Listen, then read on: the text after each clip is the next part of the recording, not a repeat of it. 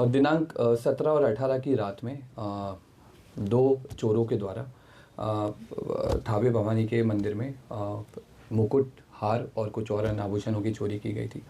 इसमें क्योंकि प्रशासन और पुलिस के स्तर से चूक हुई थी, तो हम लोगों ने इसमें जो टीओपी प्रभारी हैं और वहाँ के जो अन्य कर्मी हैं, पुलिसकर्मी, उन पर सब पे कार्रवाई की थी। और क्योंकि चूक भयंकर थी, तो इसमें हम लोगों के स्तर से भी इसकी जो लापरवाही है उसकी हम लोग जवाबदेही लेते हैं, जिम्मेदारी हम लोग लेते हैं एज ए पुलिस अधीक्षक। हम लोगों ने इसमें, क्योंकि घटना काफ़ी संवेदनशील थी, तो हम लोगों ने कई सारी एसआईटी बनाई गई थी और लगभग 12 के आसपास टीम्स अलग अलग बिंदुओं पे काम कर रही थी। कुछ स्थानीय लोगों पे, कुछ दूसरे जिलों के, दूसरे राज्यों के क्रिमिनल्स पे भी काम किया जा रहा था। उसी क्रम में हम लोगों ने एक व्यक्ति पे फोकस किया जिसका नाम दीपक राय है।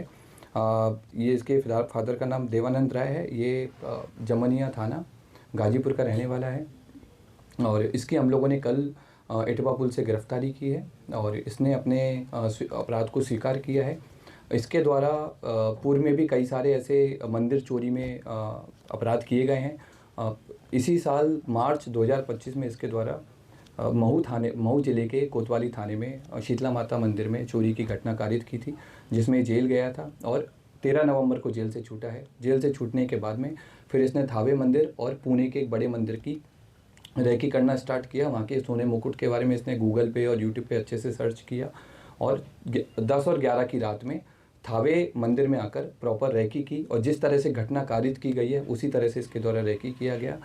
मंदिर के पीछे जो अंडर कंस्ट्रक्शन बिल्डिंग है उसमें चढ़ करके इसने देखा कि कैसे आना है, कैसे जाना है और किस तरह से पूरा प्लान करना है। ये उसने उस दिन पूरा स्ट्रेटजी बनाई और 17 तारीख की शाम को 5 बजे अपने घर से चलकर यहाँ पर थावे मंदिर में 11:45 के आसपास जिस तरह से रेकी की गई थी उसी तरह से इसके द्वारा घटना को कारित किया गया। कारित करने के बाद गांव के रास्ते से होकर पैठान पट्टी होकर के इसके द्वारा वापस अपने घर पे गया और अपने आभूषण को, जो अपना दूसरा साथी है, उसको इसने हैंडओवर कर दिया ताकि पुलिस अगर इसको पकड़े तो आभूषण नहीं मिले। कितने लोगों ने मिलकर चोरी की घटना? अभी तक की जो हमारा अनुसंधान हुआ है और इससे पूछताछ में अभी तक हम लोग 2 लोगों पे काम किए हैं और 2 लोगों की संलिप्तता पूर्णतः पाई गई है। इसमें दोनों लोग आइडेंटिफाई हो गए हैं। एक व्यक्ति दीपक राय की गिरफ्तारी हुई है। उसके पास से हमको घटना में जो उस दिन घटना हुई थी उस वाला कटर हमने बरामद किया है, जो कपड़े पहने हुए थे वो बरामद किए हैं। फ़ोन बरामद किया है जिसमें उसके द्वारा थावे मंदिर के बारे में सर्च किया गया है और घटना कारित होने के बाद में भी उसने सोने की डिटेल PI 916 के बारे में पूरा उसने पढ़ा है।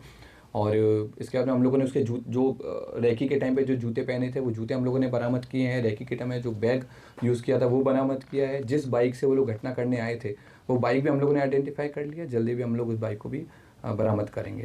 जो 30 लोग सर उठाए गए थे उसमें से कोई ये तो नहीं हो? जो हम लोगों ने पहले जिन लोगों को डिटेन किया था पूछताछ के लिए, उन सब लोगों को, क्योंकि उन लोगों की संलिप्तता नहीं पाई गई थी, उन सब लोगों को हम लोगों की तरफ छोड़ दिया गया है।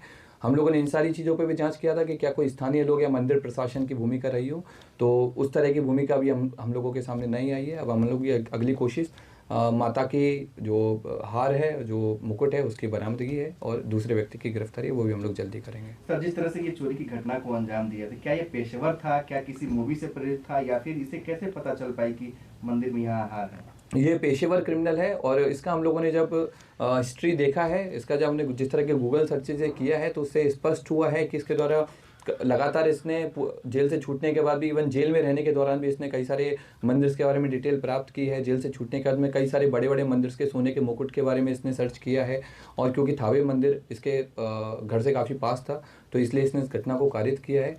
इसने कई सारी जो क्राइम थ्रिलर हैं, जैसे जो बिहार बेस्ड एक मूवी बनी है उस पर भी इसने सर्च किया, उसके बारे में पढ़ा कि कैसे पुलिस अनुसंधान करती है, कैसे पुलिस अपराधी तक पहुंचती है, कांड का उद्भेदन करती है, ताकि उन सारे तरीकों से बच करके इसके द्वारा उन सारे तरीकों को यूज़ करके पकड़े जाने से बचा जा सके। क्या उस दिन मोबाइल भी लेकर पहुंचा था? नहीं, उस दिन ये मोबाइल नहीं लेके आया था। इवन जिस दिन रेकी करने आया था उस दिन भी इसने इंश्योर किया था कि इसका कोई भी डिजिटल फुटप्रिंट थावे या फिर गोपालगंज में नहीं रहे, ताकि अगर पुलिस कल को अनुसंधान करे या फिर कोर्ट में आगे ट्रायल हो तो इसको ऊपर कोई ऐसा प्रूफ नहीं मिले कि ये यहाँ पर मौजूद। कितने केसेस में सर ये वांछित रहा है? अभी तक के रिकॉर्ड के हिसाब से हमको इसके ऊपर 5 केसेस मिले हैं, जिनमें बनारस में इसने बाइक चोरी की है, महू में इसने मंदिर चोरी की है और भी हमें लोकल सोर्सेज से पता लगा है कि पूर्व में भी कई सारे मंदिरों में चोरी कर चुका है, लेकिन वो अभी तक उद्भेदन नहीं हो पाए थे इसलिए इसका नाम नहीं आया है।